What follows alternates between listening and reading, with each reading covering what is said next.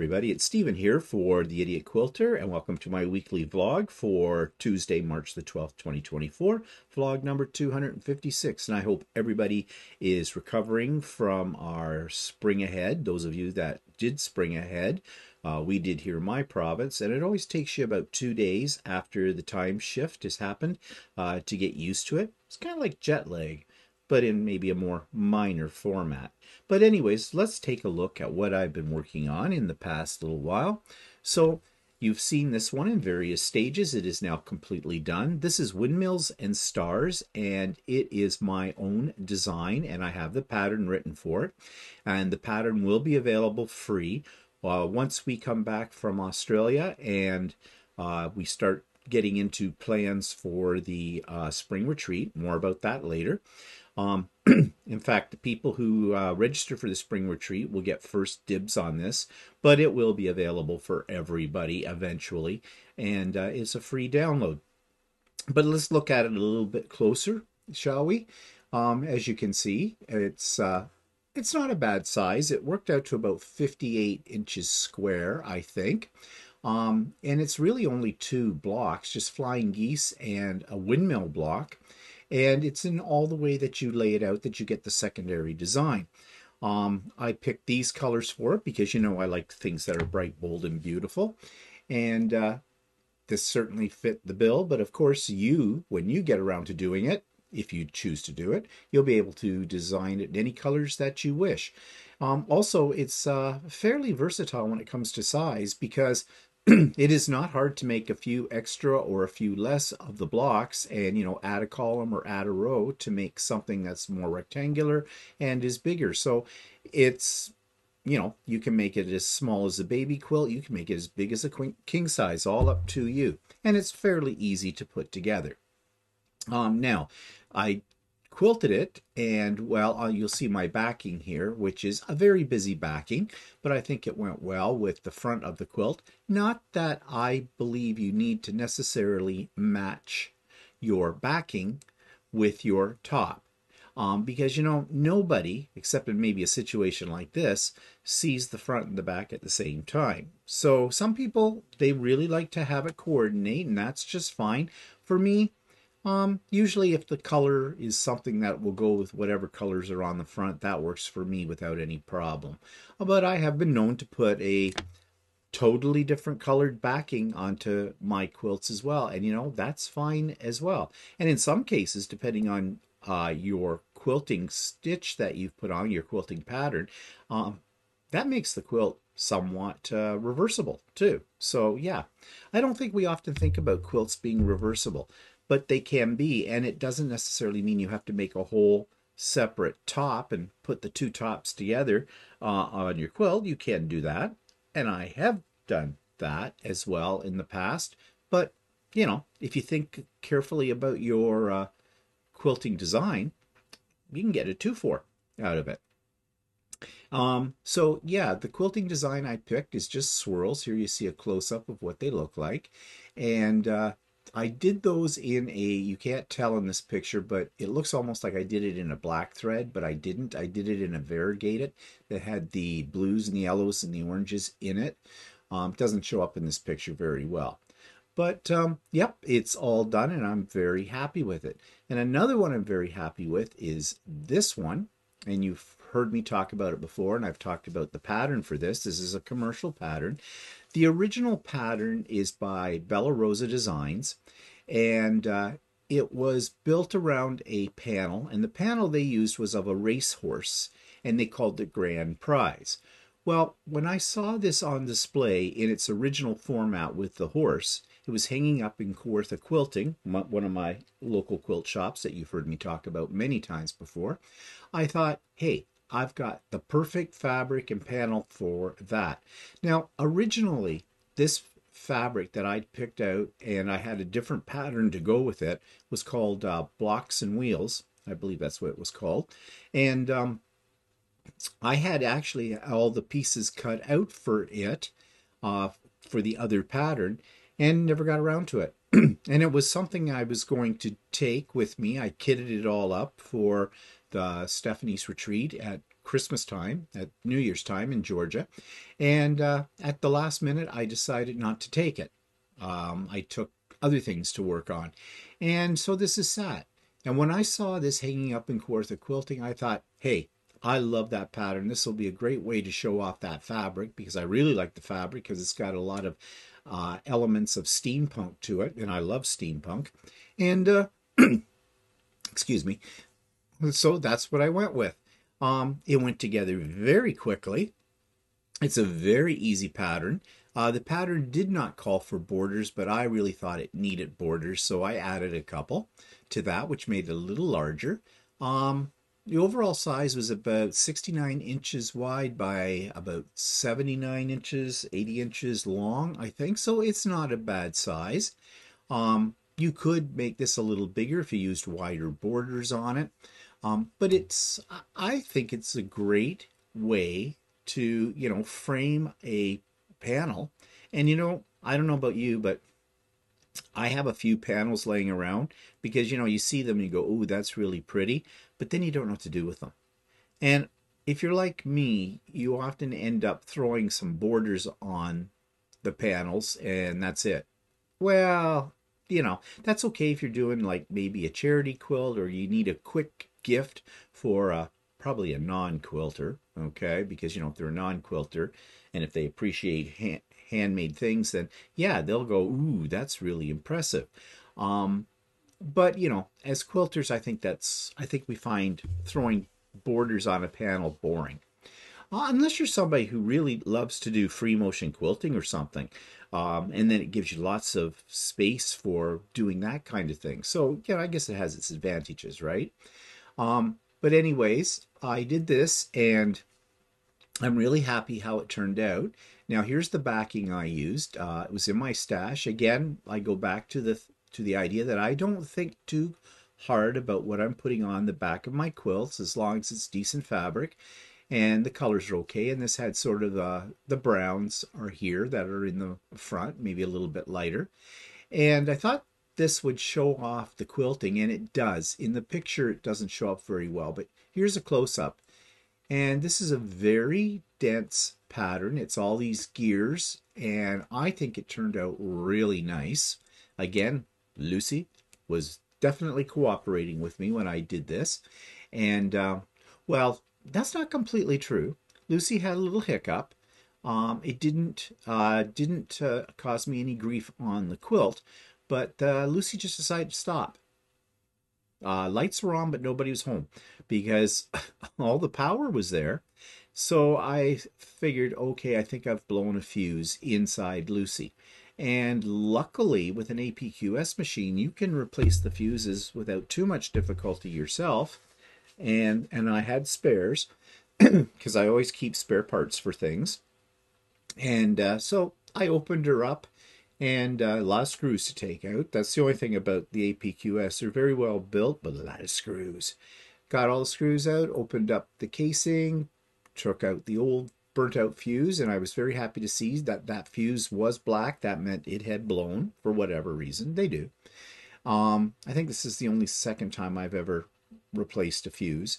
And put in the new one, and she was back on up and going within a few minutes. So that was a great thing.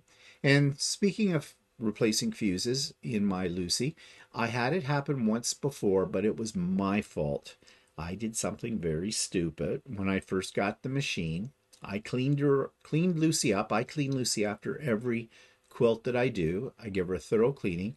I took off the steel plate that's underneath the needle and cleaned it all up, put it back on back on the wrong way so that the needle did not come down and go through the hole.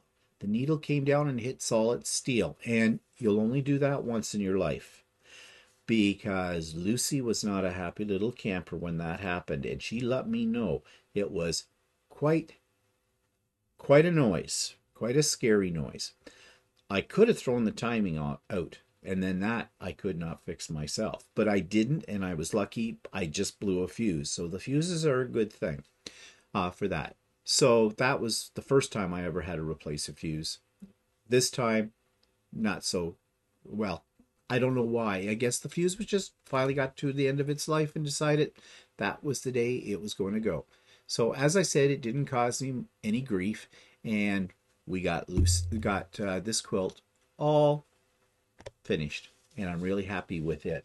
Um, I had thought of taking this quilt with me to Australia and giving it to my nephew because it's a great masculine style quilt, I think, but it would take up room in my suitcase.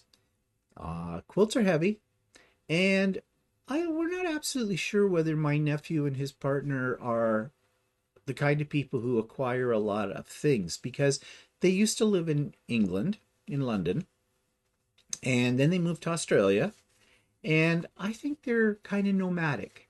I think they've kind of got a 5-year plan that they both have jobs that allow them to do this kind of thing, to move to other parts of the world or whatever.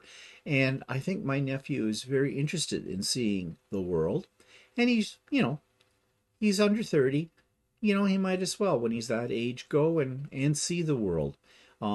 So they probably don't want to be bogged down with a lot of things if they're going to move around. So I am taking him a table runner. Actually, I'm taking him 2 table runners, and as gifts, because they're easy to pack if you move or whatever. So no, this one I'm hanging on to because I really like it. I've got it folded up right now, sitting on an ottoman along with about 20 other quilts. So maybe it's time to switch out the one I have upstairs on the love seat. I use the love seat kind of as a display area in our family room. And maybe put that one in its place, because I do like how it turned out. Okay, spent a little long time on that, didn't I?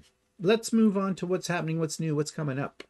Okay, Sewing with Stephanie and Stephen tomorrow, Wednesday, March the 12th. Yeah, March the 13th. I am having a real hard time with my dates lately. Do you ever go through that? Part of the problem is because I'm retired, right? But I'm a scheduler, so I always have calendars, multiples of them, and lists and things like that. But lately I get my days all mixed up. I asked Walter yesterday again, what is the exact date of when we fly out to Australia? I keep thinking it's the 23rd. It's not. It's the 24th of March. But anyways, maybe it's a sign of old age. I don't know. But anyways, tomorrow, March the 13th, starting at 9 a.m. Eastern Time, running till 4 p.m. Eastern Time, we've got Sewing with Stephanie and Stephen. Everybody knows what that is. If you don't, where you been? Talk about it all the time. New people are welcome. Come and go as you please. Link is in the show notes. And speaking of Sewing with Stephanie and Stephen, this week and next week will be the last Sewing with Stephanie and Stephen that I'm involved with for a few weeks. Don't worry, Sewing with Stephanie and Stephen is not going away or anything like that. Stephanie will just be taking it over. She's always there. We do it together. But she will be the hostess with the mostess for the next Wednesday, for the few weeks after that, while we're in Australia. So there will be a different link than the one I have in my show notes this week and the one I will have in my show notes next week. And in order to get that link, you will need to, well, I'll probably post it in next week's show notes or next week's So Chatty. That'd probably be a better place to put it. But it'll be on Stephanie's site, so you'll be able to join in there. Will I be able to make a candid appearance? Well, where we're going in Australia, we will be about 16 hours, I think, ahead of North America, of Eastern Time here. So it would probably be very, very late at night when you guys are having the sewing session. So I don't know. I mean, Philippa does it all the time. Philippa, if you don't know who Philippa is, she's a regular on Sewing with Stephanie and Stephen, and she's in Brisbane, and we'll be seeing Philippa. Yep, We're going to visit Philippa when we're there. But she stays up really late. I don't know how she does it. Um, but I'm not a night hawk. Now, Walter wouldn't have any problem. But who knows? Who's to say? Also, you know, as far as Australia is concerned, and next week I'm going to talk a little bit more about our plans for the trip and what we're going to do when we're over there. And I am planning to do some videos that I will post and possibly try to do some lives. Not sure how that's going to work out, but we'll see. So I'm rambling. Okay, what else is coming up this week? The social review. This is our once a month thing where with the Fab Five get together. The Fab Five are Stephanie from Stephanie Stitches, Shannon from Slay Arts, Russ from Quilt Meets World, and Walter and myself from the Idiot Quilter. And we sit there and for about an hour or so and just chat, answer your questions, respond to your comments. And I think we do have a theme. Russ is the host of this coming month. We switch hosts each month. It's his turn. So you will find the link for it. It is a YouTube live. The five of us will be on Zoom attached to the live in YouTube. So you can join in the conversation. We just won't be able to see you, but we'll be able to read whatever it is that you write, and you'll be able to see us. And we're talking about how we keep ourselves organized, or what our methods are for organizing ourselves. And I think we each have very different ways of doing it. So that should be interesting, and I'm sure we will talk about other things, because when the five of us together, we are very social. And well, there's going to be some humor in there. It's just going to happen. So, because we laugh a lot, all of us, when we're together. So I hope you can join us. That's this Wednesday night, 7 p.m. Eastern Time. Link is on Russ's channel for it. And I have a link for it in the show notes below as well. And yeah, we'll hope to see many of you there for that. Also, do check out the last week's So Chatty if you are following our sessions on using the embroidery machine, how to use it. We talked about FSL, freestanding lace, and it's one of the things that a lot of people don't know what freestanding lace is, and a lot of people don't know that your embroidery machine can do these really wonderful creations. So we take you through the whole process of that and everything you need to know about freestanding lace. This coming week on So Chatty, we're going to the next level up, if you wish, and that's how do you make 3D objects in your embroidery machine. I've done a lot of these, both Walter and I have. We love doing them. They're very time consuming, and they're a combination of freestanding lace and freestanding applique, and we've already covered applique on your embroidery machine as well. So we'll show you all the ins and outs about 3D object creation as well. And you can make some very, very fascinating things with that. It is a rabbit's hole, and you will go down it. Okay, so what else is coming up? Pop-Up Sew Day. This coming Saturday, March the 16th. This is going to be the last one for a while, because off we go to Australia, and we don't come back until April the 18th, and then it's going to be 2 weeks after that, we have the spring retreat, the Idiot Quilter Spring Retreat on May the 4th.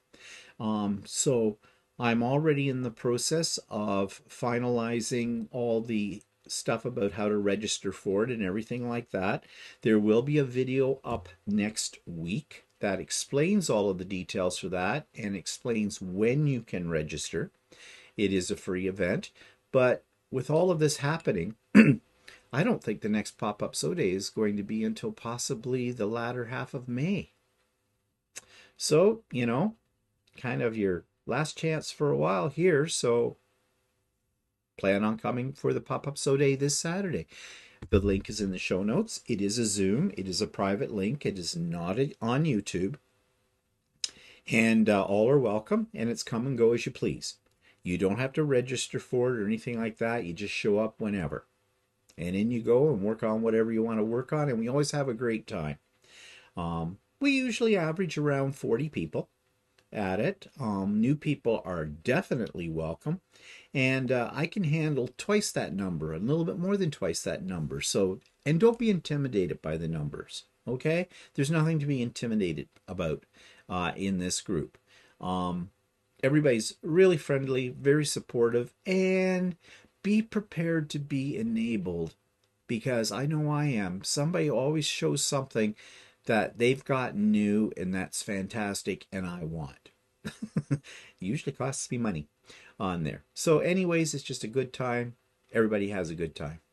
Okay, so that's Saturday, this coming Saturday. Any other announcements? Well, I was talking a little bit about the retreat. Plans are underway for it. I have got my presenters all lined up. I'm not going to say who they are right yet because I'm finalizing a few things. And this time it's going to be a little different. It's going to be more, my presenters are doing a demo. Each of them are doing a demo as opposed to just being talking heads. And I mean that in a positive way when I say talking heads, because all the presenters I have had before have been extremely interesting and informative, and this will be no different from that. The difference is going to be the three people I have as presenters, you know, and you probably know them all very, very well. So, yeah, but I have made a video explaining the ins and outs, the admin kind of aspect of the whole retreat, how you register, when you have to register for it, what's going to happen, all that kind of stuff. And that video is going to go live on, and when I say live, I mean it's going to come up in the feed for you to see it next Monday. Next Monday morning around 9 o'clock. Okay, so everything you've ever wanted to know about the retreat, especially for you, those of you that are new, have never been to one of my retreats before, all the details will be there for you. Okay, so that takes me to a little demo. Now, this is such a simple device. I am sure you probably own one. And it's all about how a Swiffer, you know, the little dust mop thing with the disposable pads and that kind of thing, how it is actually a very essential tool. At least this is an essential tool for my sewing room. So I put a little video together showing you what I'm talking about. You probably already know this, and so I'm probably a little late to the game, but I have discovered one of the most useful tools that I keep in my sewing room, and it's this, the Swiffer Duster. Now, I never really thought about how practical these were for cleaning a sewing machine, but they are great because you know how things pick up, you get little pieces of dust and all kinds of things all over your machine. Well, you can get right into the little nooks and crannies of your sewing machine with this really easy. Now, do be careful that you don't catch it on a needle like I just did here a moment ago. But it's great for just around the exterior, you know, like screens.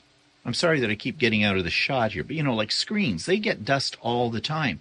But not only that, I keep this hung up in my sewing room, and, you know, between sewing jobs or whatever, I give the room a little bit of a light dust with this. And you can see already, look what it's picking up. And you know, I consider myself a really good housekeeper, but just that little bit I just did now, already picking that up. And it's great across here. I love to go across my cutting mat with it because it picks up even more stuff.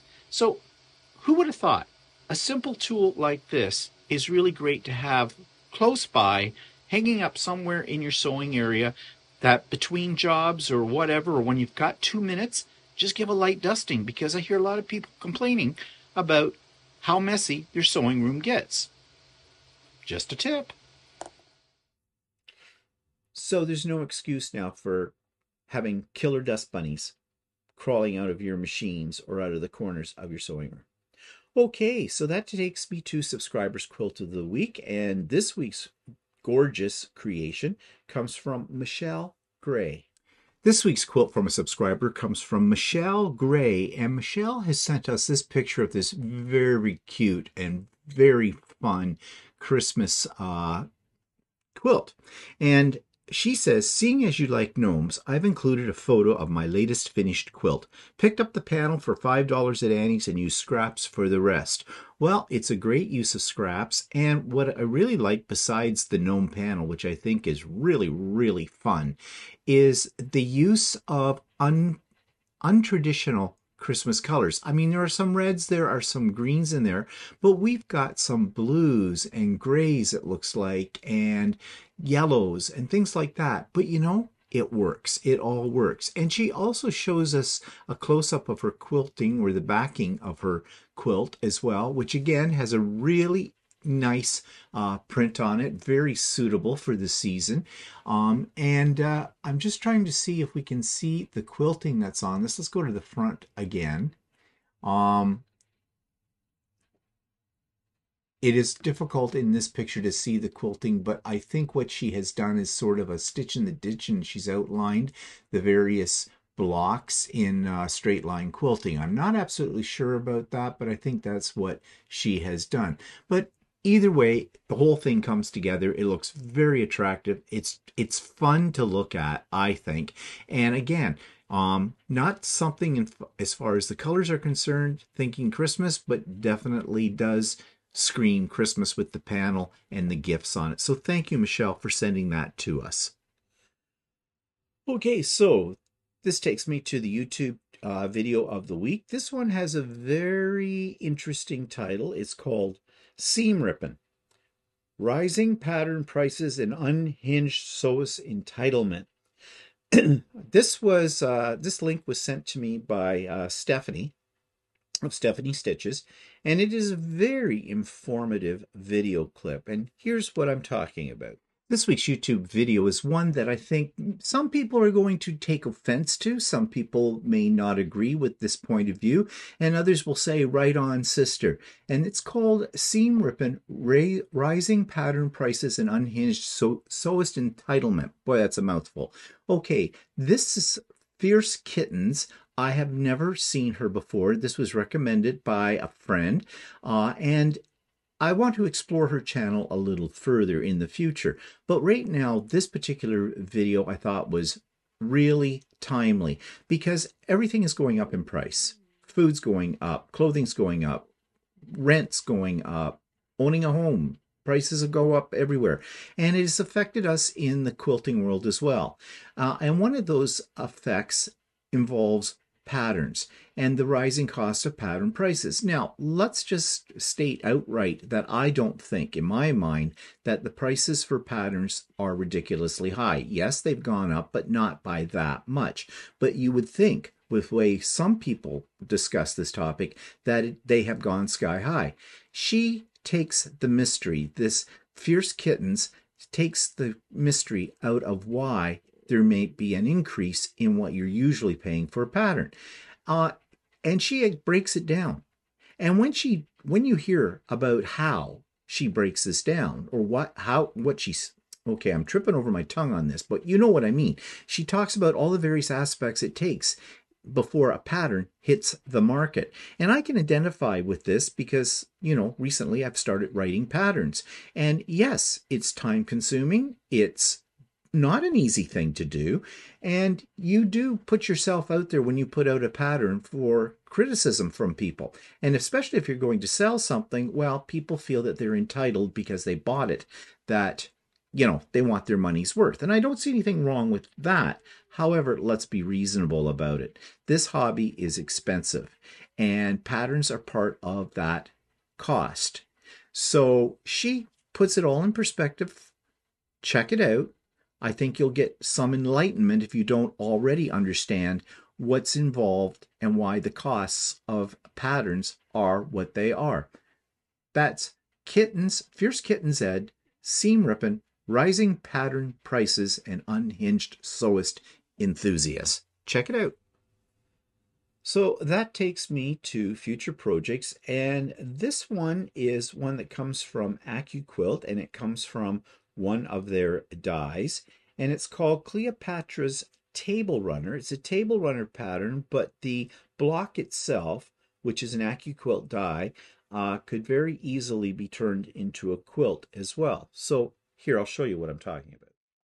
This week's future project is one that comes from AccuQuilt, and you know that I love my AccuQuilt system and it dies, and I have many dies that I haven't even worked with yet, and this is one of them. It's called Cleopatra die, and you can see here it's being used to create a table runner called Cleopatra's Table Runner pattern. Now, the beauty about AccuQuilt is when you buy a die, you can go to their website and you will find patterns that use that die. And this one caught my attention. I think it's very elegant. I probably wouldn't do it in these particular colors, although I do kind of like the use of gray and purple on this one. But I'm always looking for patterns that I can do very quickly to give us gifts. Table runners are one of the things I like to give as gifts. And since I already have the die, I might as well give this one a try at some point in time. Now, the other beauty about AccuQuilt's website is they have a lot of free patterns, multiple patterns for using the same die as well. Anybody can go there, download it, it's free, and away you go. Of course, in the case of this particular pattern, you do definitely need the Cleopatra die. Now, you might be able to do this as a paper piece type of project, but the die would make your life a lot easier with it. So use AccuQuilt as a source for free patterns. Now, many of the patterns can be adapted for traditional piecework. You don't necessarily need the die for every one of their patterns, but there are some really interesting patterns to be found there and inspiration as well. So that's on my list, Cleopatra's Table Runner as a future project. So at this point, excuse me, frog in my throat. So at this point, usually in the episode, I usually talk about interview that I've done in the past week. I don't have any, so nothing to show you. I haven't been doing interviews as regularly as I was at one time, quite frankly, because I'm running out of people to interview. Not that there aren't lots and lots of people I could interview. The problem more or less is, I'm looking for people that people may not know about, not have YouTube channels, maybe just starting out, but have something to offer the community. And those people I want to give a showcase or a platform for. Also, right now, been busy lately getting things ready for Australia and that kind of thing. So I haven't done an active pursuit of people to interview. Now, I really appreciate it when you send me names and contact information for people that you think I should, check out for an interview. Please don't send me Dave's craft room again. I have had this as a suggested request to interview Dave many, many times. And I have tried. And I have sent him multiple emails over the past year, and I never get an answer. I get nothing. So I can only assume a couple of things. One, he doesn't like to be interviewed. Two, he doesn't want to be interviewed by me. Three, he doesn't have time for an interview. I don't know, because he's never responded to my emails. And I have double checked that I've got the right email address and everything like that. So, well, how do I put this in a nice way? Don't bother sending me his name. I'm sorry, I'm just being blunt, because I'm not going to interview him, because he doesn't respond. And I don't beg people for an interview. I don't think he's all that in a bag of chips. Sorry. He's interesting. He's got some creative ideas. I think he's a little strange, but then aren't we all? People probably say the same thing about me, and you're probably not wrong. But, quite frankly, I'm just tired of people saying, oh, you've got to interview Dave from Dave's Craft Room. No, I don't. Now, if he reached out to me and said, oh, yeah, I'd love to be interviewed by you. Yeah, for sure. But I'm not going to beg.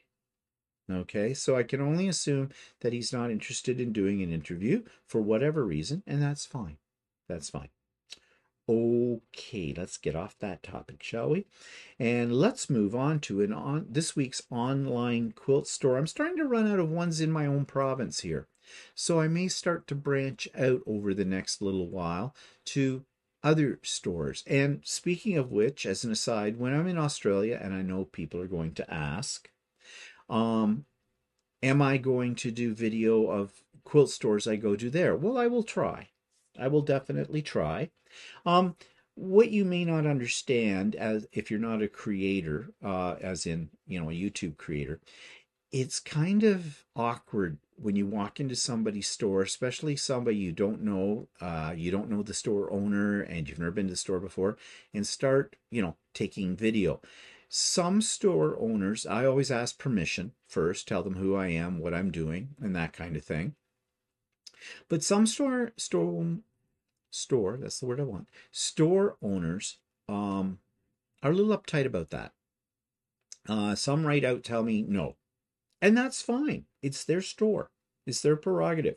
The other trick is sometimes there's other customers in the store and you're always trying to avoid them. And you feel like you're talking to yourself as you're doing the commentary, as you do the recording. And sometimes you get some very, snaky eyes looking at you sideways like, what the heck are you doing? Who the hell are you? Kind of a thing. It's very uncomfortable. I like doing it. I like sharing those places with you, but so it's a fine line. But I will definitely try to, if the conditions are right for all of that. So, but in the meantime, here is another store here in Ontario, Canada, called Quilters 9 Patch. This week's online quilt store is located in a little place called Elmira, which is west of Toronto by about an hour and a half or so. It's a quaint little place in the heart of Mennonite country, and it's called Quilters 9 Patch. Now, I've never been there, so I'm going to look at this from the point of view of their website, as I usually do. So here, when we open up their home page, we see that they've got Fat Quarter February project happening there. They've got a new kit, zipper bag kits, panels, lots of kits. It seems like they have lots of kits, and they do machine quilting as well. And they have their contact information. And their appointment is, you can go to their brick and mortar location, but it's by appointment only. And from Monday to Friday, 9:30 to 2:30 p.m. and then on Saturdays from 10 a.m. to 4 p.m. No appointment needed on Saturdays. Okay, and it's closed Sundays. Okay, so let's go and take a look at their fabric. So moving down here, 100% cotton fabric and pre-cuts. And let's expand their fabric selection. And they do not list how much of these things they have, these different types, but they have some designer fabrics like Tulip Pink and Anna Marie Horner. And then they have panels, kids fabrics, wide backing, neutrals, basic blenders, modern Civil War, etc. So let's just check on something. Let's go, I don't know. How about Civil War fabrics? That's something we don't have a lot of here in Canada. So they sell it by the quarter meter, by the looks of things. And it's nice, it's in meters, it is not in yards. $3.75 a quarter meter, which makes it under $16 a meter. Well, that's pretty darn good. Am I right about that? Yeah, under $16 a meter. So that's okay. That's really okay. And I mean, Civil War fabrics don't float my boat, but they're interesting to look at. Oh, they do have some at $3.99 a meter, so that's still just under $16 a meter, a quarter meter I meant on the $3.99. And they have quite a bit to choose from. They have 10 pages of them. So if you're looking for Civil War fabrics, let's take a look at, say, seasonal holiday. Oh, okay. So they have some Northcott O Canada series here, these two, $4.25. All right, so the price is getting up there a little bit more. That's a quarter meter, so that's what? $17 a meter. That works out too. Well, that's still a pretty good price. Yeah, and all of these are about $17 a meter. Okay, let's check out Tulip Pink. Because if anything, Tulip Pink's going to be higher in price. Well, maybe not. $16 a meter. It works out to. And do they have much to choose from? Yep, 13 pages of Tula. Let's go to the very last page and just see here. Okay, they got a fat quarter bundle, 32 pieces, $179. That's not a horrible price for Tula. It looks like they have lots of it. Now here it's a little bit more expensive. $5.25, so that puts it at $21 a meter. So I guess it depends on what line. They do have wide back though in Tula as well. And I think, yeah, that's really, what's that? That's for a quarter. Okay. So $34 a meter for wide back. Yep, that's on the upper end of the scale, but it is Tula Pink. Okay. So you do expect to spend more for Tula. Well, okay, basic blenders. Let's see what they're charging for those. $3.49 a quarter meter. So that's what, about $14. That's an okay price as well for blenders. Okay. Anything else we should check out here? Their way of organizing this is a little tricky to navigate because, you know, they have names of a designer, but then they have things done by theme, and then they have things by type. So it's kind of a little bit of a mishmash. You can click on all fabric, and they have some for as low as $2.50 a quarter meter solids, which would work out to $10 a meter, but that's okay. You expect to pay a little less for solids as well. Okay, let's check out their pre-cuts. I thought I saw, let's see. Oh, here we go, pre-cuts. Let's just expand this. Jelly rolls and charred pack. So, well, they have not bad. Some unusual ones here. Tough Guy. I've never seen that line before.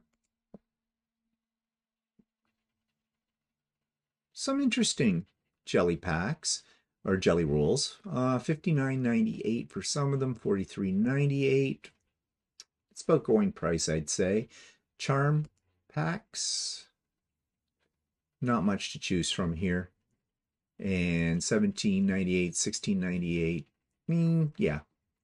Okay, now they do have fat quarters, and they list these by, okay, that basically it's in the same way they're organizing these as they did with their overall fabrics. Fat quarter country.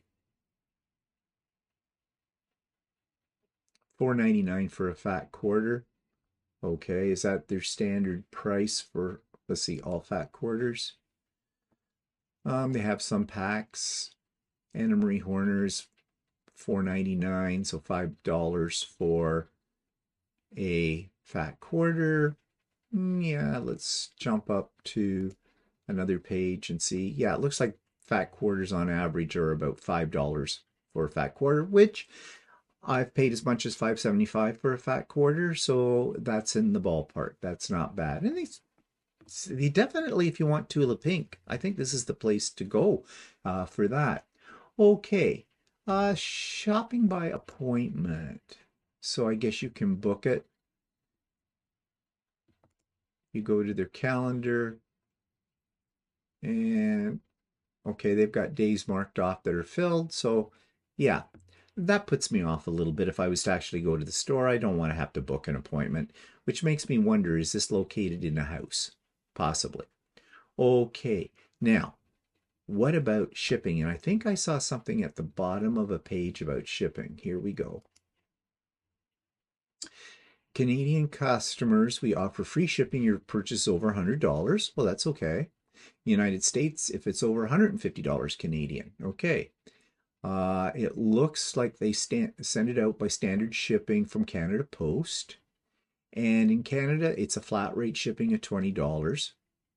United States, it's a flat rate of shipping $20 Canadian as well. So, yeah, actually, shipping isn't that bad. I would definitely be ordering over $100 worth of fabric, so it would be free. And for Americans, over $150 is free.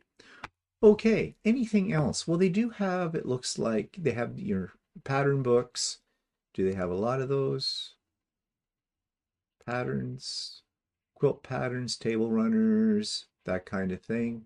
All patterns. And yeah, they've got what you'd usually find. And prices, actually, they've got a lot of them on sale. I have a feeling that's their permanent price. It's not bad though for these ones. Elizabeth Hartman, 10.19 for a pattern. Well, I've seen them more expensive than that. Okay, what else do we have here? Oh, thread. Let's check out their thread. What brands do they carry? Gutermann, Bildani, Aurifil, King Tut. Let's see, Aurifil. Aurifil, $16.98. That's a good price. I'm paying as much as $18 to $19 now for Aurifil, so that's a good price for Aurifil. Okay, and then they have other ones as well. They do have wool for, I imagine, those people who are into applique, wool applique, that kind of thing. They sell wool fabric, small pieces of it, 100-inch square piece, $4.99. I have no idea if that's a good price or not because I never buy wool. So you'd have to tell me for those of you that are into that. They also sell interfacing and batting. And they're batting, let's see, 80/20, which is what I usually buy, and it's Hobbs, and they charge $4.25 a quarter meter, so $17 a meter. That's about average price, I would say, for that. And they do have it in 120-inch as well, and it's what? It's $20 a meter. So yeah. And they have in other interfacing as well too. So yeah, not a bad selection. If you're into English paper piecing, it looks like they have things there for you as well. I am not into this, so I have no idea what I can compare it to in terms of price and brand. Okay, so they have their contact information down there. You can get gift cards. So actually, I think this one is not a bad site to go to. I think prices are very good. If you're into Tula Pink, I think this is a spot you want to check out as well.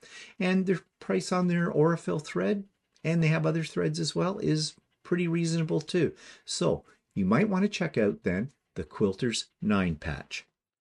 So that brings me to the end of this episode. Next week's episode is going to be possibly a little different. I'll have the usual kind of things that I usually have in my videos, but I think I'm going to center a lot of what I talk about next week around our plans for Australia, since, well, it'll only be a few days once I get that up before we go off on our Australian adventure. So that's next week. Just a reminder, the retreat, the spring retreat, Idiot Quilter Spring Retreat, is on May the 4th. May 4th be with you. Details coming out next week about that. And it's a ways ahead, but you may want to plan ahead for that. And of course, this Saturday, Pop-Up Sew Day. And of course, tomorrow, sewing with Stephanie and Stephen. So hope to see some of you tomorrow. Hope to see a lot of you on Saturday for the Pop-Up Sew Day. All links are in the show notes. And I hope you have a great week. We'll talk to you later. Bye for now.